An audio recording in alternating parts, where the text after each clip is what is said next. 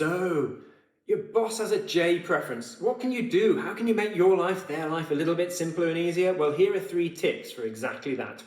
Tip number 1, be punctual.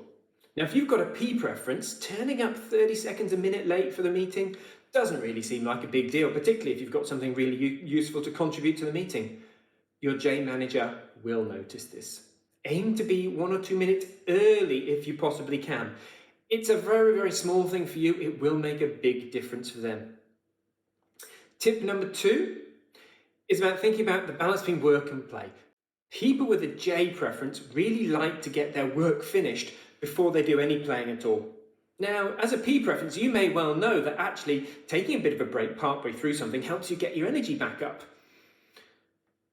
This is not necessarily the same for your J manager. So just be aware that if they see you going off and taking breaks partway through work, they may not believe that you're doing it to re-energize yourself. Just be aware of that and think, okay, how can I manage it so wherever possible, I'm finishing tasks before going off and doing my playing. And tip number 3 is about updates. With a perceiving preference, you probably have quite a bit of energy at the beginning, a lot of energy at the end of a project.